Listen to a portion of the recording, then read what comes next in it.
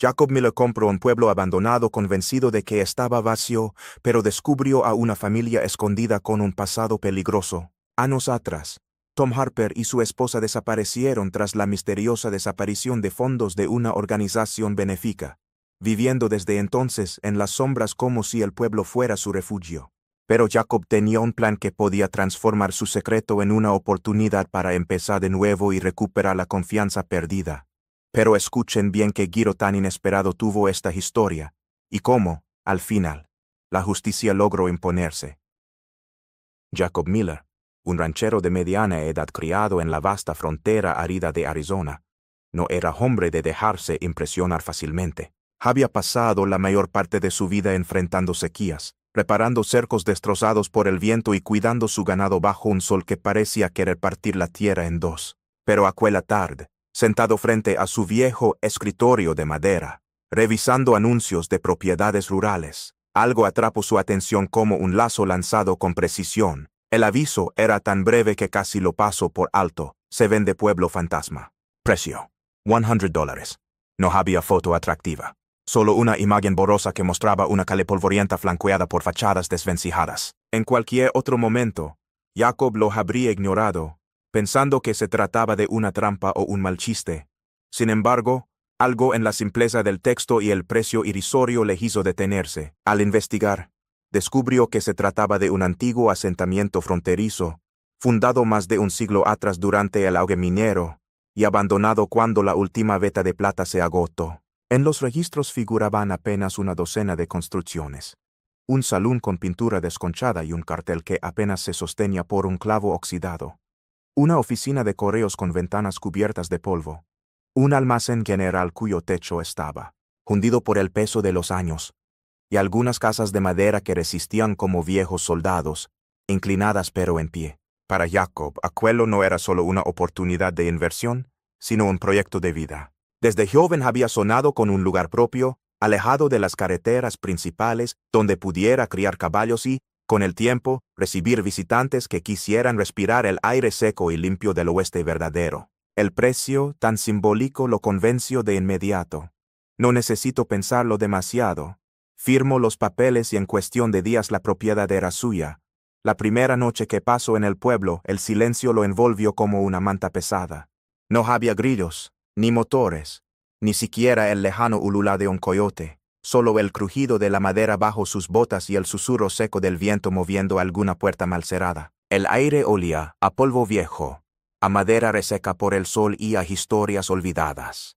Jacob caminó despacio por la calle principal, notando cómo la luz de la luna resaltaba cada grieta de las paredes y cada clavo oxidado de las vigas. Se instaló en una de las casas que, aunque deteriorada, tenía un techo firme y una chimenea que aún funcionaba. Encendió un fuego pequeño, preparó café y se sentó en el porche del antiguo salón, contemplando cómo el cielo pasaba del naranja ardiente del atardecer a un azul profundo tachonado de estrellas.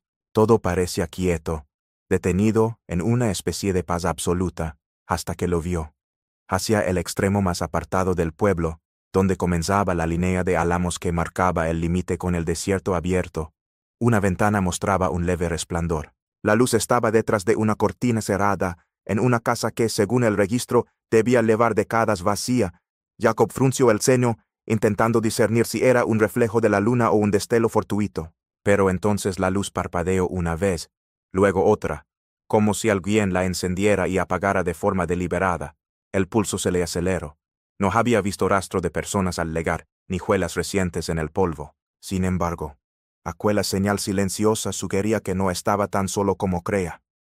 Permaneció inmóvil, observando, sintiendo cómo la temperatura nocturna descendía y un escalofrío le recorría la espalda. La luz volvió a apagarse por completo, y el pueblo regresó a su quietud, como si nada hubiera ocurrido. Pero Jacob ya no podía enganarse. Algo o alguien seguía habitando aquel lugar. La curiosidad y la cautela tiraban de él en direcciones opuestas, pero ninguna era lo bastante fuerte como para detenerlo. Su respiración se volvió lenta y medida, como la de un cazador que no quiere delatar su presencia. El polvo seco del camino se le pegaba a las botas y cada paso hacía un sonido suave como un susurro contra la tierra. Jacob descendió del porche y avanzó por la calle estrecha y maltratada del pueblo. con la vista fija en aquella casa de madera grisácea, erosionada por el viento y los años. La luz que antes parpadeaba tras la cortina seguía allí, aunque ahora parecía más tenue, como si alguien dentro hubiera bajado la lámpara o cerrado parcialmente las cortinas para ocultarla. Cuando se acercó lo suficiente, los sonidos llegaron claros, aunque amortiguados. Una voz grave de hombre, pronunciando frases cortas, como si relatara algo importante. Una voz femenina, suave y pausada, intercalando palabras. Y de pronto, una risa, infantil, breve y pura, que se filtró entre las rendijas de la madera como un hilo de aire. Aquella risa, tan fuera de lugar en un lugar muerto hacía décadas, le provocó un escalofrío. Jacob se detuvo, clavando la mirada en la ventana. Su mente trabajaba rápido. El pueblo estaba registrado como abandonado desde hacía más de 30 años. Según los papeles que firmó, no había residentes permanentes, ni siquiera vigilantes ocasionales. ¿Quiénes eran entonces esas personas? ¿Una familia que había llegado sin permiso, buscando refugio? ¿O un grupo con razones menos inocentes para esconderse en un rincón olvidado del mapa? Una gota de sudor le resbaló por la sien, fría a pesar del aire seco. Sintió como las palmas se le humedecían y como el corazón latía un poco más rápido, marcando un compás silencioso que él intentaba controlar. Se obligó a moverse, a dar los últimos pasos hasta la puerta principal, hecha de madera agrietada y con pintura descascarada que revelaba el color original, un verde oscuro apagado por el tiempo. Levantó la mano y golpeó 3 veces, con suavidad pero lo bastante fuerte como para que se escuchara. El sonido se expandió en el silencio nocturno, y durante un instante, todo siguió igual, hasta que las voces se interrumpieron bruscamente. Jacob sintió que el aire alrededor se volvía más denso. Dentro no se oía nada, ni pasos, ni el roce de sillas, ni el crujir del suelo. Solo silencio, el tipo de silencio que no es vacío, sino contenido, lleno de atención. Supo que en ese momento lo estaban escuchando. Esperó sin moverse con los ojos clavados en la puerta. Contó mentalmente 1, 2, 3 y nada. Una ráfaga de viento seco pasó entre las casas levantando un poco de polvo que se arremolinó en el porche. Jacob iba a golpear de nuevo cuando, sin previo aviso, la luz que iluminaba la ventana se apagó. La casa quedó envuelta en penumbra, como si nunca hubiera estado habitada. Las cortinas, que antes dejaban filtrar un tenue brillo, ahora eran una pared oscura. Jacob sintió un vacío extraño en el estómago. La certeza de que no estaba solo y al mismo tiempo la imposibilidad de demostrarlo. La calle volvió a ser la que había conocido unas horas antes, silenciosa, inmóvil, abandonada. Pero él sabía que detrás de esas paredes, alguien contenía la respiración, esperando que él se fuera. A la mañana siguiente, Jacob se levantó antes de que el sol terminara de asomarse por el horizonte. El aire estaba frío, con ese aroma fresco que solo se siente en las primeras horas del desierto, cuando la arena todavía no ha absorbido el calor del día. Había dormido mal, repasando una y otra vez la imagen de la luz apagándose en la casa la noche anterior. No podía dejarlo así. Necesitaba saber quién vivía allí. Decidió que la confrontación directa no serviría. Mejor un acercamiento pausado, con las manos abiertas y sin provocar recelo. Preparó café en una pequeña cafetera de metal, el aroma llenando la cocina improvisada, y cortó unas rebanadas de pan recién horneado que había traído del pueblo más cercano antes de instalarse. Colocó todo en una bolsa de tela y emprendió el camino hacia la casa misteriosa. El sol comenzaba a teñir de dorado las fachadas envejecidas del pueblo fantasma. El polvo del suelo, iluminado de lado, parecía una fina neblina suspendida en el aire. Jacob caminó despacio, escuchando el leve crujir de sus botas y el canto lejano de un ave solitaria. Cada paso era un recordatorio de que estaba cruzando una frontera invisible, de la simple curiosidad a un contacto que podía cambiarlo todo. Al llegar, notó que la casa parecía igual que la noche anterior. Las cortinas quebradas, la madera ajada, el porche con un par de tablas sueltas. Subió los escalones con cuidado y, esta vez, golpeó suavemente la puerta. Unos segundos después, el pestillo sonó.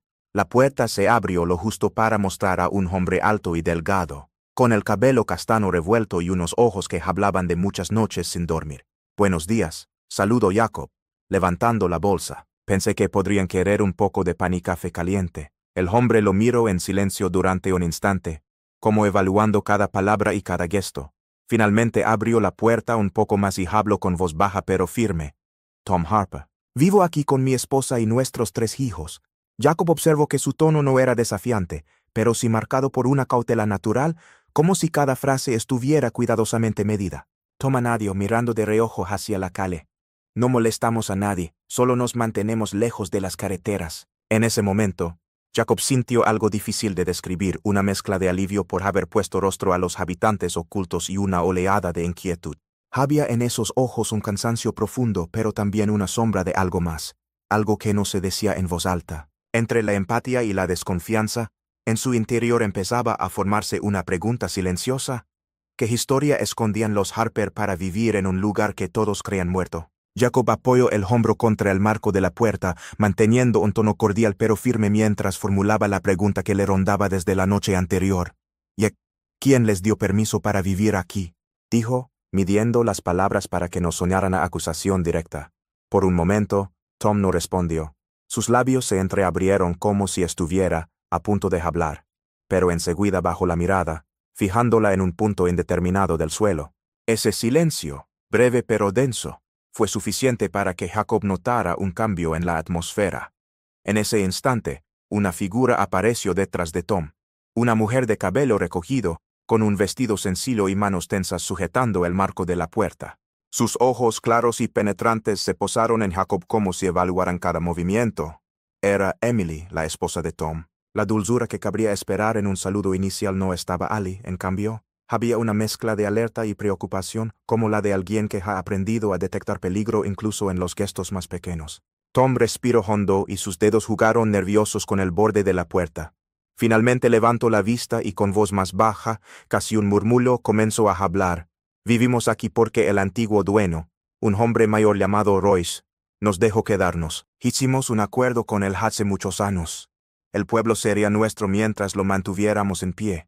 Jacob frunció ligeramente el ceño. ¿Royce?, preguntó, intentando que su voz sonara neutra. Tom asintió lentamente. Sí, murió hace 6 años. Después de eso, hizo una pausa, y su mirada se volvió más sombría. Decidimos escondernos del mundo.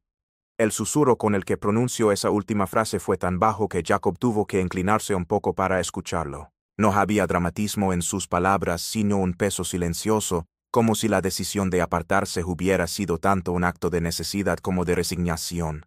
Jacob lo observó en silencio unos segundos, sintiendo cómo en su mente se encendía una alerta. No eran simplemente habitantes fuera del registro. Había algo más. Tal vez una historia que implicaba huida, quizá un pasado que preferían mantener enterrado. Y aunque por fuera mantenía un semblante tranquilo, por dentro comprendió que los Harper no solo estaban viviendo en un pueblo abandonado. Estaban ocultándose. La luz del día comenzaba a desvanecerse cuando Jacob decidió ir al viejo edificio que alguna vez funcionó como ayuntamiento y oficina de registro. La fachada estaba agrietada, con la pintura descascarada y un letrero de madera apenas colgando por un clavo oxidado. Empujó la puerta, que cedió con un quejido largo y un olor a papel envejecido y madera seca lo envolvió al instante.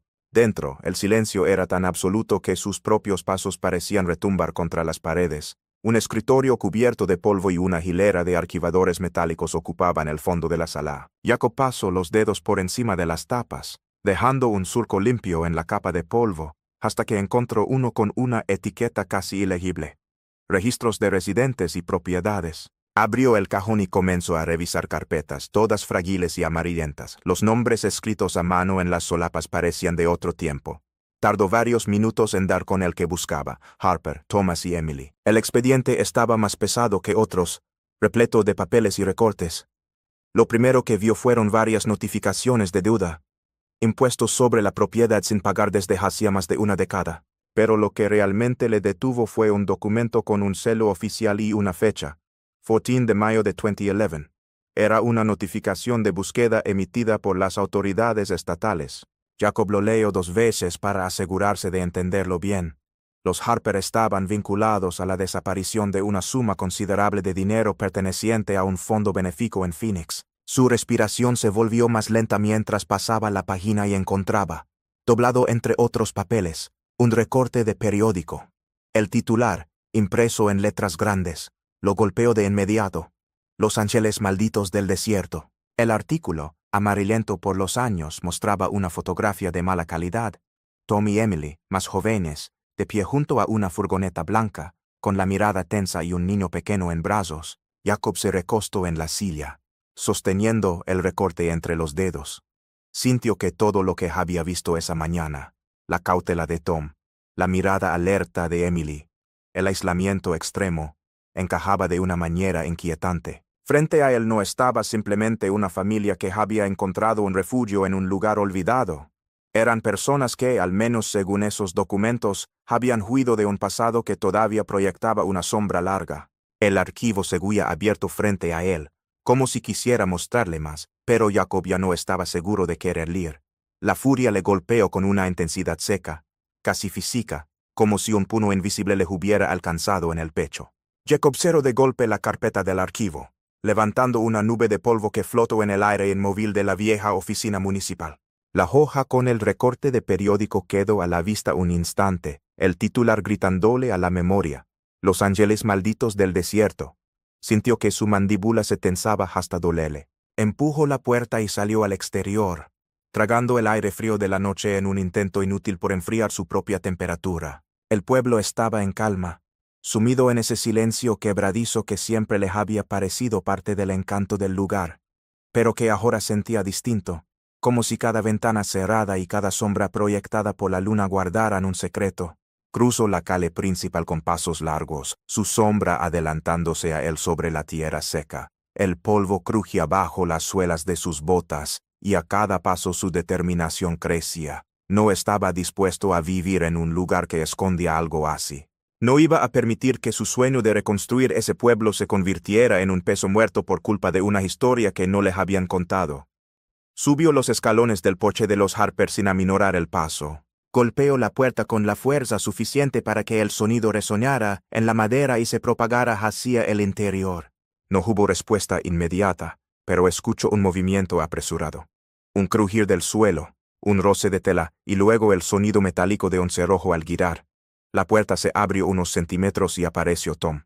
La luz del interior dibujaba su silueta alta y delgada, pero lo que más llamaba la atención era su rostro, pálido, con una tensión visible en la mandíbula y un brillo inquieto en los ojos.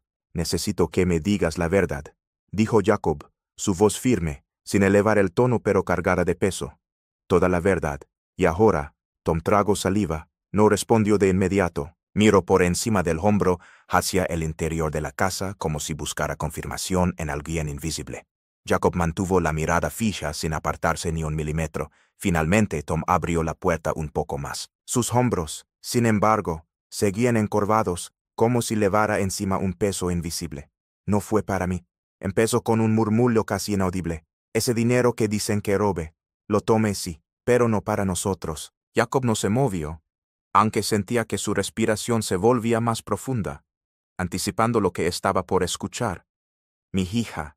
Tom cerró los ojos un instante, como si pronunciar esas palabras le doliera físicamente. Tenía una condición grave. Necesitaba una operación urgente. Los médicos dijeron que no había tiempo que perder. ¿Y la compañía de seguros? Su voz se quebró. Se negó a cubrirla. Jacob apretó los labios. La imagen mental de un delincuente escapando con un botín comenzó a resquebrajarse. No había otra salida. Continuó Tom, abriendo los ojos y clavándolos en Jacob, con una mezcla de vergüenza y desafío. Lo tomé con la idea de devolver cada centavo. Todo estaba planeado. Pero entonces Royce apareció. Jacob frunció el ceño. «Royce, el viejo dueño». Tom asintió lentamente. Sí, él sabía lo que había pasado. «Me ofreció traernos aquí a este pueblo. Dijo que mientras lo mantuviéramos en pie, nadie nos encontraría. Nos dio un lugar. Y nosotros aceptamos». Su voz bajó hasta convertirse en un susurro, como si las paredes pudieran traicionarlo. «Después de eso, simplemente, dejamos de existir para el resto del mundo». Jacob lo miró en silencio unos segundos, el eco de las palabras flotando en el aire. La furia inicial seguía presente, pero algo en esa confesión, la tensión en los hombros de Tom, la forma en que sus manos parecían buscar dónde aferrarse, sembraba en él una sensación distinta.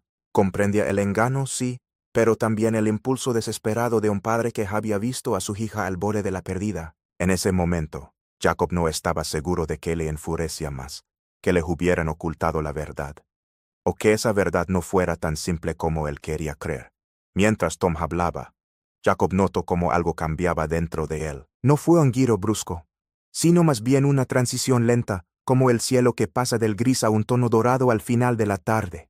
La ira que lo había empujado hasta esa puerta se diluía, sustituida por una comprensión pesada, incómoda, pero real. Se obligó a observar el entorno con otros ojos, ya no solo como un visitante que busca pistas, sino como alguien que ve el lugar donde otros viven su día a día. El interior de la casa estaba impregnado de un olor tenue a madera vieja y pan horneado. No había cables, enchufes ni interruptores a la vista. La luz provenía de una lámpara de queroseno colocada sobre una repisa, su llama parpadeando suavemente y proyectando sombras que se movían como si respiraran. Unos tablones viejos servían de estantería, donde descansaban frascos de conservas alineados con cuidado, bolsas de tela llenas de legumbres y un par de latas sin etiqueta. En una esquina, un cubo metálico con tapa y un vaso de vidrio indicaban que el agua se sacaba del pozo. Sobre la mesa, un manojo de zanahorias con tierra aún en las raíces y unas hojas verdes recién cortadas hablaban de un huerto pequeño pero productivo. No había nada innecesario, pero todo estaba colocado con un orden meticuloso. Jacob se dio cuenta de que no era la casa de alguien que se rindió a la miseria, sino de gente que había aprendido a vivir con lo justo, cuidando cada recurso como si fuera oro. Entonces, un sonido suave rompió el silencio. Pasos ligeros sobre el piso de madera. Desde un pasillo estrecho, surgió una figura pequeña. Era la niña de la que Tom había hablado. Ya no era una niña pequeña como en el recorte que Jacob había visto, sino una adolescente, de unos 14 o 15 años. Tenía el cabello castaño recogido en una trenza un poco suelta, de la que escapaban mechones finos que atrapaban la luz de la lámpara.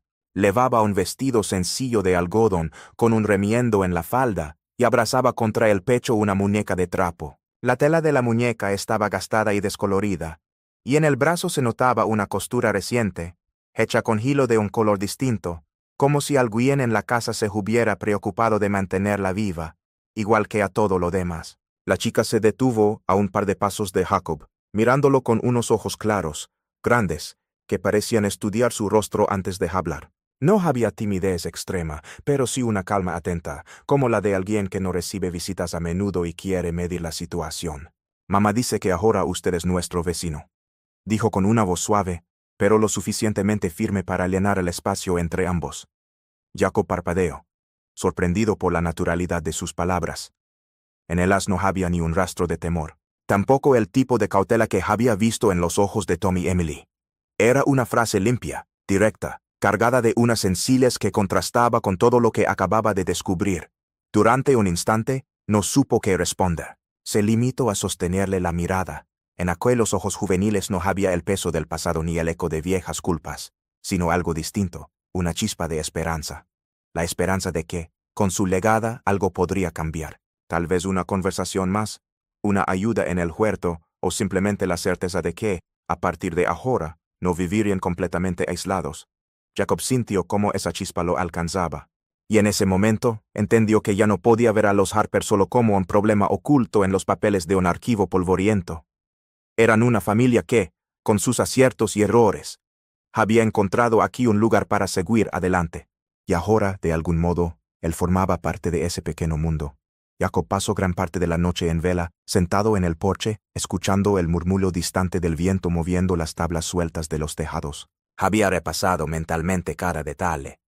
Los documentos hallados en el archivo, la confesión de Tom, la mirada serena de la hija, la austeridad de la casa y la evidente lucha diaria de la familia por mantenerse a flote. En su interior, la balanza se movía lentamente entre dos extremos: proteger su inversión y proteger a esas personas. Cuando el amanecer tinó de oro pálido los bordes de los edificios, Jacob ya había tomado una decisión. No los entregaría. No llevaría su historia a las autoridades. Sin embargo, tampoco les permitiría seguir en una vida completamente oculta y sin responsabilidades. Si querían cuidarse, tendría que ser bajo un marco claro. Esa misma mañana llamó a Tom y Emily a la vieja oficina del ayuntamiento. Sobre la mesa polvorienta desplegó un par de hojas y un bolígrafo. El contrato era sencillo. Se trataba de un acuerdo temporal que les otorgaba el derecho legal a residir en el pueblo, con la condición de que participaran activamente en la restauración de las construcciones, reparar tecos, limpiar escombros, acondicionar el salón y la oficina de correos para que, en el futuro, el lugar pudiera recibir visitantes. Pero Jacob no se detuvo allí. Miró a Tom directamente, con un tono que no dejaba espacio a interpretaciones ambiguas. «Hay una condición más», dijo, deslizando la hoja hacia él. «Tienes que ponerte en contacto con el fondo, no a través de intermediarios, no con excusas, tú personalmente, y empezar a devolver el dinero, aunque sea en pequeñas cantidades». Tom tragó saliva, pero no apartó la mirada. Durante un momento el silencio llenó la sala, roto solo por el roce del papel bajo sus dedos. Luego asintió lentamente. «Está bien», respondió con voz grave. «Lo haré». Jacob observó el gesto con atención. No era una respuesta mecánica, sino una aceptación medida, como la de alguien que entiende el peso de lo que está prometiendo. Emily, que estaba a su lado, puso una mano sobre la suya, y en ese instante Jacob vio algo que no se plasmaba en los contratos. Gratitud. No solo por el techo o la oportunidad, sino por el hecho de que alguien creyera que podían reconstruir no solo un pueblo, sino también una parte de sus vidas. Era un riesgo, lo sabía, pero también, quizá la única forma de que todos ganaran algo en aquella extraña historia. Había pasado un año desde aquel día en que Jacob puso sobre la mesa un contrato y una oportunidad. El cambio, aunque lento, había sido constante y visible en cada rincón del pueblo. Las fachadas, antes grises y descascaradas, ahora lucían madera tratada y pintura fresca. El salón tenía las ventanas limpias y un letrero restaurado que brillaba al sol. La oficina de correos, que en otro tiempo amenazaba con desplomarse, estaba firme, con su puerta recién barnizada y un buzón funcional para los pocos pero entusiastas visitantes. La historia del pueblo fantasma con verdaderos habitantes había corrido de boca en boca. Al principio fueron viajeros solitarios y curiosos locales, luego pequeños grupos y, finalmente, turistas que llegaban con cámaras y cuadernos, buscando tomar una foto en el porche del salón o escuchar de los propios Harper cómo era vivir en un lugar así. La presencia de gente trajo movimiento, risas y, poco a poco, ingresos suficientes para cubrir las reparaciones y generar un modesto sustento. Los Harper trabajaban sin descanso. Tom reparaba tecos, reforzaba cercas y guiaba a los visitantes por las calles, contando la historia del lugar con un orgullo nuevo. Emily llevaba un pequeño puesto de repostería y café que se volvió popular entre los viajeros. Y la hija, ya con un aire más seguro, ayudaba a su madre mientras atendía a los niños que venían de visita, encenándoles las plantas del huerto y dejándoles acariciar a las galinas. El acuerdo con el fondo avanzaba mejor de lo que Jacob había imaginado. La mayor parte del dinero ya había sido devuelta, y las cartas de confirmación llegaban con regularidad, archivadas cuidadosamente en la casa de los Harper como símbolo de que estaban cerrando un capítulo difícil. Esa tarde, el sol se había ocultado dejando un cielo en tonos violeta y ámbar. Jacob estaba sentado en su porche, con los codos apoyados en las rodillas y una taza de café entre las manos. Desde allí, veía el resplandor cálido que se filtraba por las ventanas de la casa de los Harper. No era ya la luz clandestina que había visto aquella primera noche, titilando con recelo detrás de cortinas cerradas. Ahora brillaba de forma abierta y constante, como un faro doméstico que anunciaba vida y normalidad. La risa de la familia llegaba hasta él mezclándose con el canto nocturno de los grillos. Y en ese instante, Jacob entendió que no todas las verdades ocultas están destinadas a destruir lo que tocan. Algunas, una vez expuestas, pueden convertirse en el punto de partida para algo nuevo. A veces pensó, lo que parece un final no es más que la puerta hacia una vida distinta, donde incluso las sombras del pasado pueden servir para construir algo mejor.